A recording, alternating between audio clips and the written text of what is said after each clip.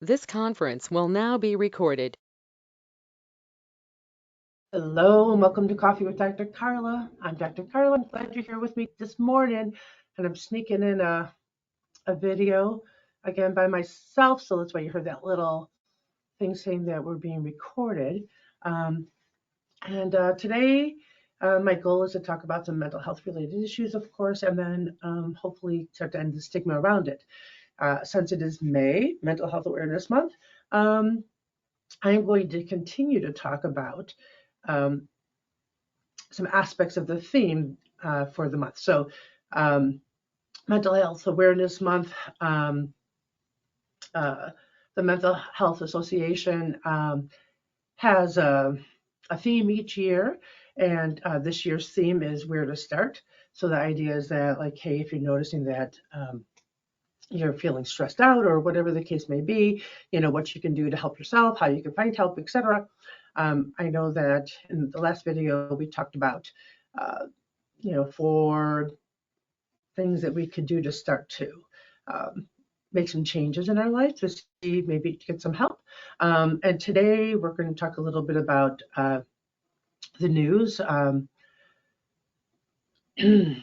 wish I could say that we often hear a lot of positive news, but it tends to be mostly negative. And it's an interesting thing to navigate because I think it's important to know what's going on in the world and to be aware of stuff. But because of the internet, because of social media, because of how fast we can get information, we are being bombarded 24/7 with what's going on in the world. A lot of it is very negative. Some of it isn't even true. Some of it's just people spinning stuff for their own benefit. And not to say that when I was a kid, we didn't have that, but it took a whole lot more to be able to do that, right? So I'm 59 years old. The internet did not really become a thing. I think I was in high school. My dad, you know, the dial-up AOL and whatnot. And then I know in college, we sort of had a computer every now and then, depending on what was going on. But it wasn't until after that, and we were plugging along on those Apple IIe's with the green screen and whatnot.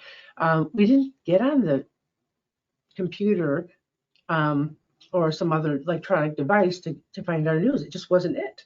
So if we wanted to watch the news or wanted to know what was going on in the world, we read it in a newspaper. We watched the local news channel to find out what was going on. So now I can get up at any time of day or night, flip open my phone. I can go to social media and hear the news, whatever, you know, whatever's going on. I can go to any one of the news stations and get the up-to-date news. While that's lovely, it's also really overwhelming. And so, you know, as we keep watching all this stuff, especially stuff that's very upsetting, like, I mean, I could just think about the last few years.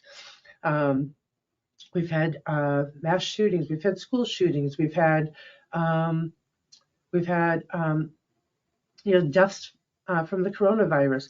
We've had all sorts of crazy political news. We've had different legislation and Supreme Court rulings, depending on where you landed, could be very triggering.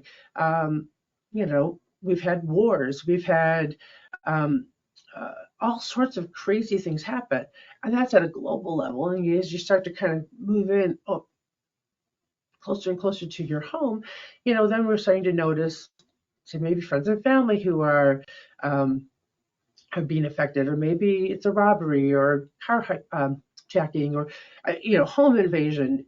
It's nonstop, and you hear about it often in real time, and it's a lot to take in.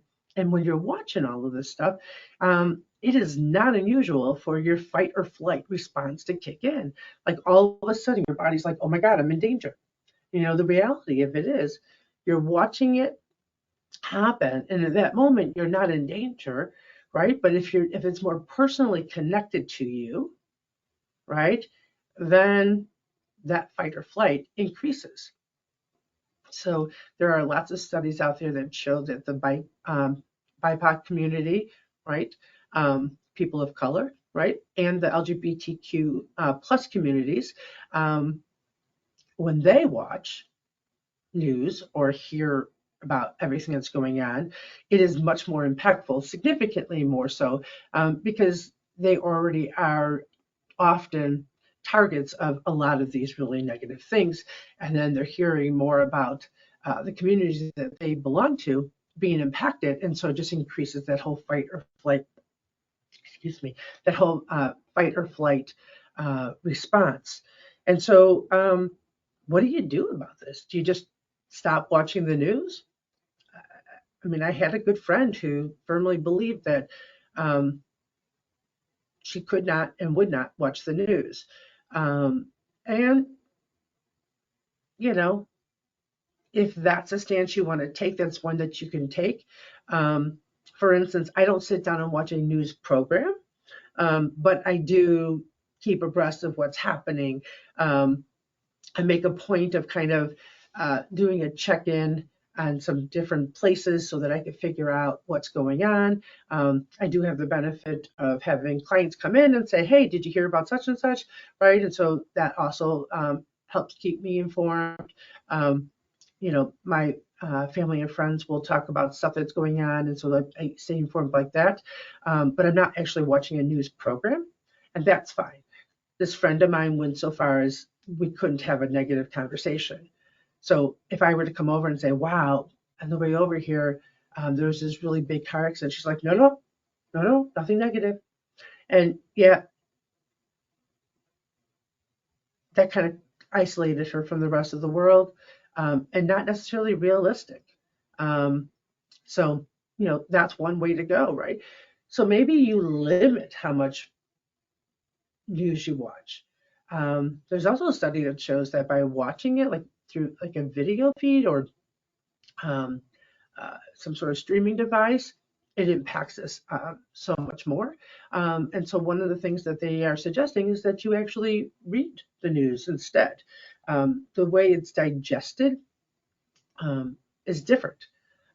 If you think about TV or like video media type outlets, they're working really hard to kind of pull you in. And so the way they set it up with what you're seeing and the tone of voice and maybe some, sounds in the background, it pulls you in much closer, much more intimately than if you had a piece of paper or on your screen with words where you can read it. Okay, so there's definitely that. The other thing to possibly consider is that depending on what you do for a living, maybe having to be on top of the news is a part of your job, right? And so there's not much you can do about that, where you have to constantly be interfacing with this negative news. Then a big suggestion that's being made is that, okay, so if you're taking time to take in this negative news, or any news. I mean, we can have positive news, but unfortunately that doesn't sell, so we don't usually see that. Then make sure that you can follow it up with some sort of positive or grounding activity.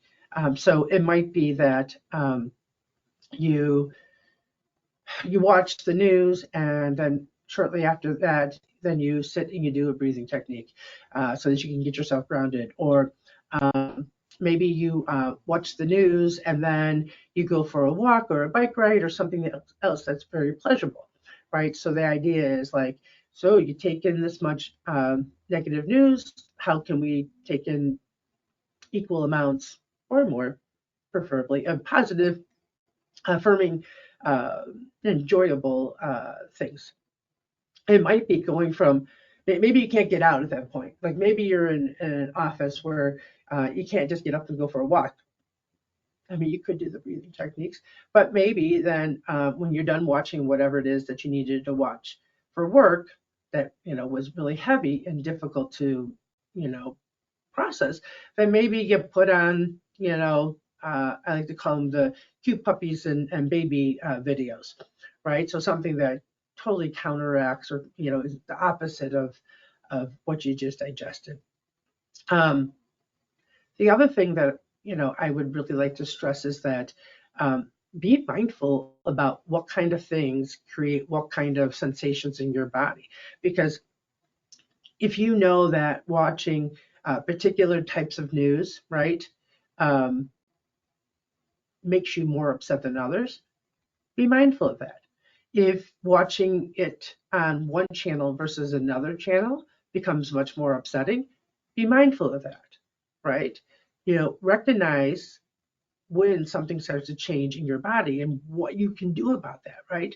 And so when we have these body sensations, that's our body's way of saying, something might not be so right here, right? And if we ignore it, then it just keeps compounding and compounding and compounding. And then eventually we get burnt out and we can't function anymore, and we have to totally walk away from news and we go to the other extreme. So, I really challenge you to think about how much news you're taking in. How is it affecting your body, and then what you can do to counteract that or to create some sort of balance, so that you're not just being weighed down by that heavy news. There's so much more that that you can consider when it comes to negative news. I will put a link to the article that I'm referencing in our description so that you can take a look at it and get more details about that. So, keep your mental health in mind, especially during the month of May, since it's Mental Health Awareness Month, and hopefully some of the habits we, create during this month, you can then use for all the other months of the year. So remember, you can change your thoughts, discover your potential, and transform your life by focusing on your overall well-being. So until next time, continue working on being the best you possible. Bye now.